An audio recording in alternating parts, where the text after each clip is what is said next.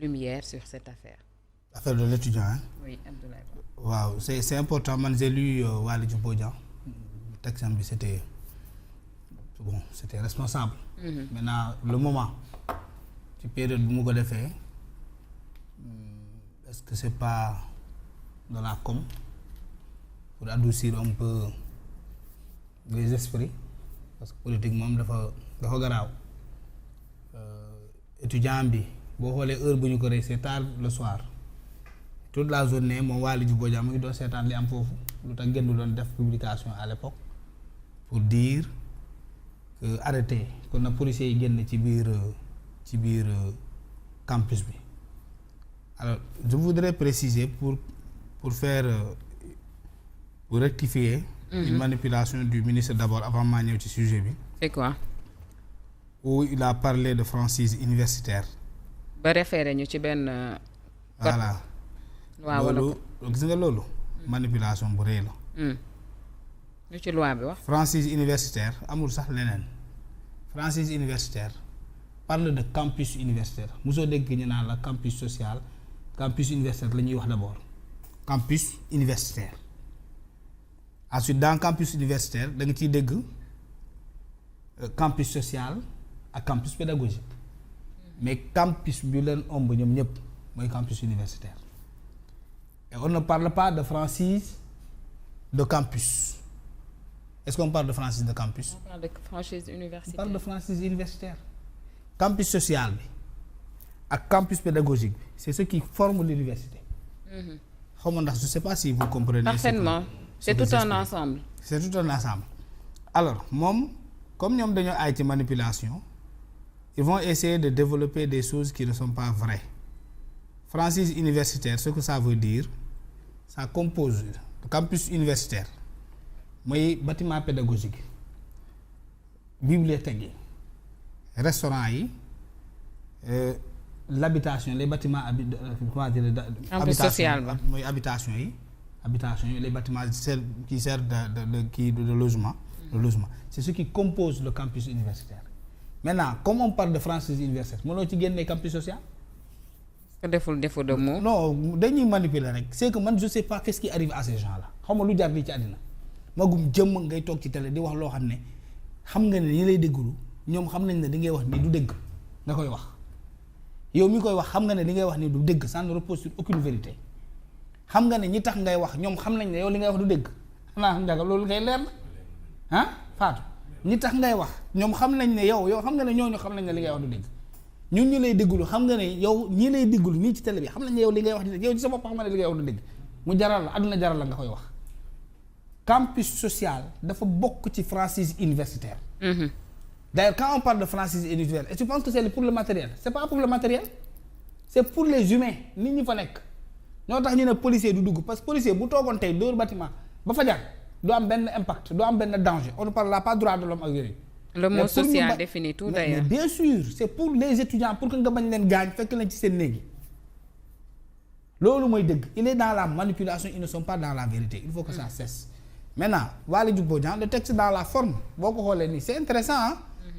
Assumer les actes assumer la mort de cet étudiant mais lu am solo la mais mënoon nga def dara bi xale bi du dee Guy Marius Sagna moom itam waroon na def dara bi xale bi du dee parce que ñii ils ont fait 2 jours presque à l'université la veille lañ fa ñëw fanaan fa seeni dragon seeni char de combat mën nañ ko tuddee noonu ak lépp lu ñu yor ci matériel mais presque létal, il y a rien de létal sur ce qui ne soit pas létal.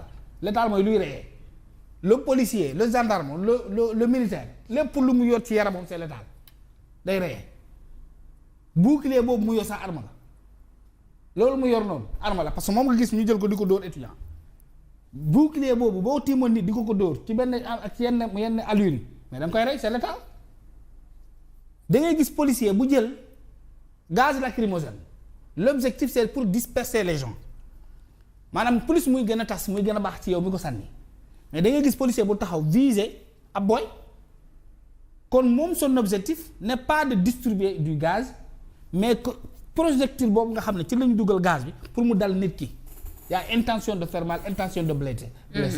Et l'intention c'est un délit. Mais c'est un délit. Il y a l'intention directe de nuire de faire mal de blessés ñoom ñooy ko doon seetaan parce que ñun ñooy ko doon seetaan en direct. Des policiers TikTok yi amoon na plus d'une quinzaine de comptes qui filmaient en direct ce qui se passait à l'université. Bassirou Diomaye Faye di ko gis, Ousmane Sonko di ko gis, moom Waly Diouf Bodian ñu koy gis c'est que dañuy nax Sénégalais ils sont dans une communication de manipulation pour dire oui au moins lui il est responsable. Non, oui il est responsable mais la responsabilité dafa am fu mu war a tàmbali. am fu mu war a jeexee. Quand les bavures ont commencé. mënoon nañu gis ñu yóbbu camions yi. C'est là où il fallait dire que ces camions que vous campez autour de l'université. Ces policiers que vous avez accepté ñu dugg ci biir université nañ fa jógee foofu du seen place. loolu c'est ça être responsable. Maintenant ils vont tromper tout le monde encore. Waly Diouf Bodian va être présenté mon cousin, c'est mon cousin d'ailleurs, comme mon héros, comme quelqu'un qui est gentil, qui est bon, qui est bien. Guy Marius Sagna qui va manipuler les gens sur les bourses. waaye nii la demee ainsi de suite tàppale kese la lii safuñu parce que ñun am na mort d'homme ba pare mieux vaut prévenir que guérir. Mais au moins ils ont essayé de taper à l'œil le gouvernement qui est là pour leur faire comprendre le gosse là ça va pas dédouanement bi nga xamante ni moom la ñu defoon ca conférence de presse ba c'est irresponsable. tàppale kese la tàppale la rek c'est une manière d'amoindrir les tensions.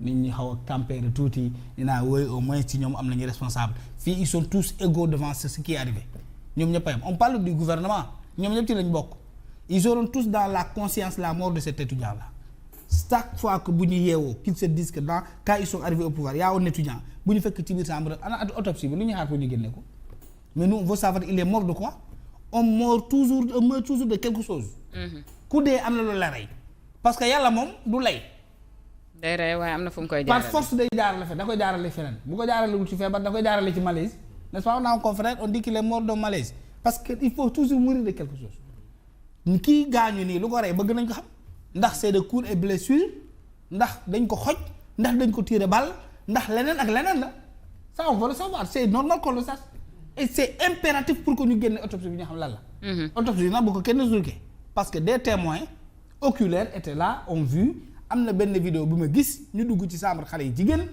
booy bi di bëgg a génn ñu koy dóor di ko dugalaat ci biir chambre saa yu raamee ba egg ci seen tànk ñu paddaat ko mu duggaat ci biir chambre ñi fekk ko ci biir da ngay dégg xale yi di yuux ngay dégg tëli mais c'est criminel on a eu en présence d'une activité criminelle et sadique à l'intérieur de l'université organisée nag organisée du sommet jusqu'au planton de cette police qui a mis le pied à l'université ça il faut oser le dire qui ne le dit pas seytaane nga ndax fekk nga complice nga ragal nga loolu mooy dëgg. li xew suñu université c'était une campagne de destruction massive et de torture des étudiants. et puis Feuz man li ma inquiété xëy na inquiété na sénégalais yu bari mu di on avait gardé à vue une 50aine d'étudiants ñun jékki-jékki bàyyi ñëpp ba mu des président amical ya lan lañ ci jublu. rek ñoo la ko mën jox c'était pas 50aine d'abord c'était 109 étudiants yoo xam ne dañu leen a tegoon loxo yoon teg leen loxo téye leen foofu la tax ñu libéré ñenn ñi téye ñi nga xam ne nañu ay responsable amical d'étudiants lañ loolu vraiment ñoom ñoo ko xam su fekkee nag ñoom dañu daan jaar auparavant laaj laa samp nag su fekkee ñoom dañu daan jaar ci président de ces amicales pour am li ñu bëgg ci biir université nañ ñu ko wax